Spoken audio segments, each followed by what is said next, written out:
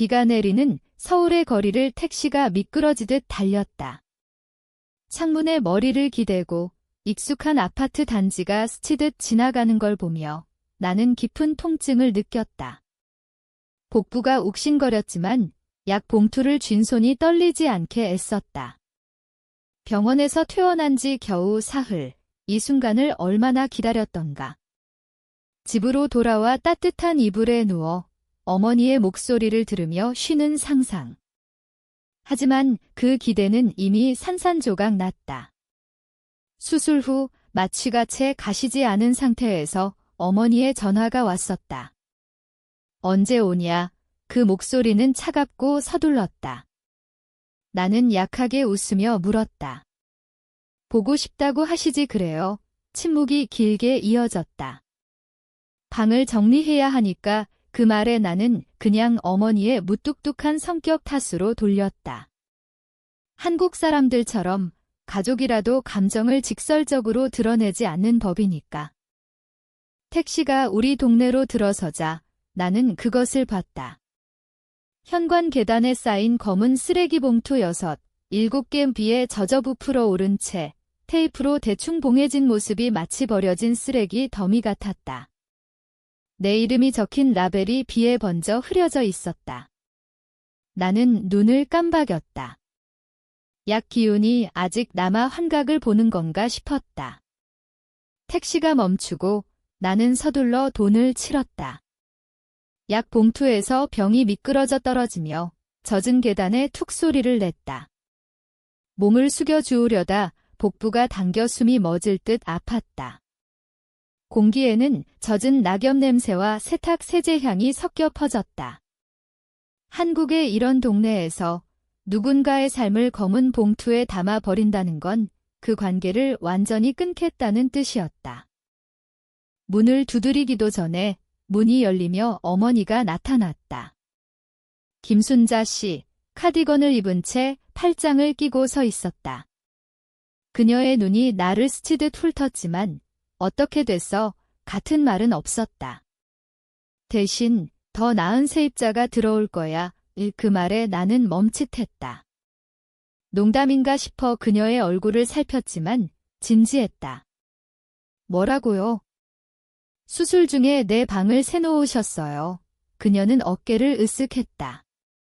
사업이야. 언젠가 이해할 거다. 나는 웃음이 나왔다. 하지만 목소리는 차분했다. 가족이 돈 앞에서 가족이 아니게 되는 거네요. 그녀의 시선이 거리로 향했다. 마치 무언가를 기다리는 듯 내 가슴이 조여왔다. 이건 실수가 아니었다. 전화에서의 그 성급함은 나를 보고 싶어서가 아니라 나를 쫓아내고 싶어서였다. 봉투 하나가 살짝 벌어져 내 겨울 코트 소매와 가족 사진 앨범이 보였다. 습기에 눌린 페이지들. 나는 무게를 옮기다 상처가 당겨 신음했다. 할머니가 말씀하시던 덮친 데 덮친 격이 바로 이 순간이었다. 이건 단순한 오해가 아니었다. 선택이었고 택시가 도착하기 훨씬 전에 내려진 결정이었다. 그 말 이후 몇 초 동안 나는 그냥 서 있었다. 더 나은 세입자가 들어올 거야. 그 문장이 머릿속에서 맴돌았다. 복부 통증과 상관없는 가슴 압박감이 밀려왔다. 손이 본능적으로 상처를 누르자 약간의 습기가 느껴졌다. 한국 가족에서 가족은 흔들리지 않는 기반이라고들 하지만 잘못된 손에 쥐어지면 집은 자산이 되고 자산은 거래될 수 있다. 피를 나눈 사람이라도. 나는 선택의 순간이었다. 충격받은 딸처럼 반응할지, 그녀가 나를 보지 않는 사람처럼 전략적으로 생각할지. 나는 등을 곧게 폈다. 정확히 무슨 말씀인가요? 그녀는 반복했다. 방을 이미 새놓았어. 대화는 부드럽지 않았다. 사업이야.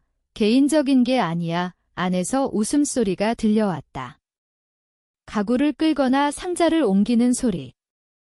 그녀의 어깨 너머로 내 병원 가방이 구석에 처박혀 있었다. 열어보지도 않으셨어요. 그녀는 대답하지 않고 복도를 봤다. 내 삶이 실시간으로 해체되는 장면이었다. 인도에서 발소리가 들려왔다. 이웃인 박할머니가 개를 데리고 지나가다 멈췄다. 그녀의 눈이 나와 현관을 번갈아 봤다. 돌아왔네. 광고 봤어. 이사 가는 줄 알았지. 나는 깜짝 놀랐다. 광고요. 병원에 있을 때 그녀는 어깨를 으쓱했다. 몇 주 전부터 봤어. 젊은 남녀가 와서 둘러보기도 하던데 비가 목덜미로 흘러내렸다. 손이 난간을 꽉 쥐었다. 모르고 있었어요. 그녀의 표정이 부드러워졌지만 호기심이 섞여 있었다. 한국 동네 특유의 나중에 수군거릴 만한 이야기. 잘 풀리길 바래. 그녀가 가고 나는 어머니를 돌아봤다. 수술 끝나고 집에 올 때 알려주셨어야죠. 넌 충분히 공짜로 살았어. 그녀의 대답이 날카로웠다. 피는 물보다 진하다지만 돈은 둘 다보다 진하다. 그녀는 꿈쩍도 안 했다. 나는 그녀를 똑바로 봤다. 이제 나는 딸이 아니라 팔아넘길 공간이었다. 봉투 하나를 살짝 밀어보려다 무게의 복부가 당겨 멈췄다. 손을 상처에 대니 습기가 더 새어나왔다. 붕대가 피로 물들었다. 수술 후 회복은 최선의 환경에서도 전쟁인데 짐이 비에 젖고 집이 타인에게 넘어가면 그건 회복이 아니라 생존이었다. 난간에 기대서 나는 통증을 참았다. 이건 예상치 못한 일이었다. 2주 전 부엌에서 차를 끓이는데 어머니가 들어왔다. 그녀는 웃으며 말했다. 수술 가면 다른 데 알아봐. 가벼운 톤에 나도 웃었지만 이제 그건 농담이 아니었다. 경고였다. 나는 너무 믿어서 놓쳤다. 농담 속에 진심이 있다는 속담처럼. 병원 전화, 세입자 발표, 광고 날짜.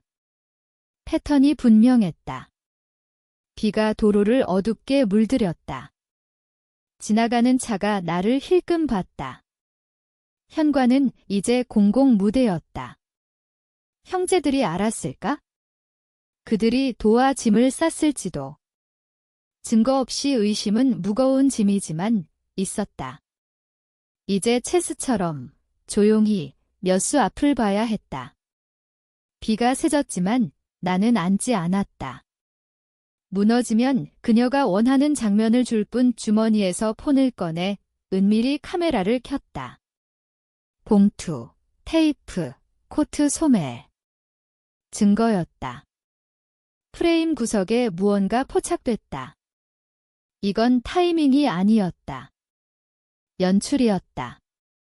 비가 가늘어지자 문틈으로 목소리가 새어나왔다. 나는 옆으로 슬며시 이동했다. 발소리를 죽여 창가로. 어머니의 목소리가 선명했다. 지금 약해. 저항 못할 거야. 그건 세입자 이야기가 아니었다. 나에 대한 거였다. 수술 타이밍, 거리 두기, 쫓아내기. 한국 가족에서 약함은 보호를 부르지만 우리 집에선 공격 기회였다. 나는 벽에 기대 호흡을 죽였다. 다른 목소리가 들렸다. 민호, 내 오빠. 어제 대부분 옮겼어. 이렇게 하는 게 덜 어색해. 확인됐다. 오빠가 병원에 있는 나의 삶을 치우는데 도왔다. 어머니와의 배신은 예상됐지만 형제는 마지막 보루였다. 그 선을 넘는 건 2배 아팠다. 난간을 쥐니 손바닥이 아렸다. 그들은 내가 약하다 생각했다. 나는 폰으로 녹음 앱을 켰다. 안에서 대화가 흘렀다. 어머니가 세입자 보증금 이야기를 웃으며 했다. 마치 성공한 거래처럼. 접시 소리, 민호의 웃음. 잔인한 말과 어울리지 않는 평화로움에 턱이 굳었다. 정보는 화폐라고 생각하며 나는 모든 걸 새겼다. 이제 돌진하면 그들이 왜곡할 장면을 줄 뿐 나는 어깨를 벽에 기대 대화를 메모했다. 어머니의 만족스런 톤, 민호의 흔들림 없는 목소리. 가족 충성은 구원되지 않았다. 외부인처럼 보호해야 했다. 미리 알면 무장할 수 있다는 할머니 말씀? 그들은 내 상처가 나를 막을 거라 봤다. 하지만 나는 이미 칼을 갈고 있었다. 창에서 물러나 나는 녹음을 확인했다. 공기가 무거웠고 저녁 빛이 주황으로 물들었다. 누군가의 시선이 느껴졌지만 나는 흔들리지 않았다. 봉투를 쥐니 안에서 금속 소리가 났다. 나는 던지지 않았다. 이하 원문에 따라 전체 스토리를 재구성하며 복수 여정, 심리적 상처, 배신, 침묵, 선택의 대가를 강조. 한국 문화, 의 감정, 가족 계층, 법적 분쟁, 상속법, 임대법, 직장 생활 등으로 로컬라이즈. 그날 오후, 새 아파트 문턱에 서서 열쇠를 쥐었다. 공간은 작았지만 밝았고 햇살이 나무 바닥에 쏟아졌다. 냉장고 소리가 안정감을 줬다. 시계와 아버지 쪽지를 선반에 놓았다. 문을 잠그며 수술 후 처음으로 자유로운 숨을 쉬었다. 때론 문을 닫는 게 아니라 스스로 더 나은 문을 짓는 거다. 그들이 날 지운 장은 끝났다.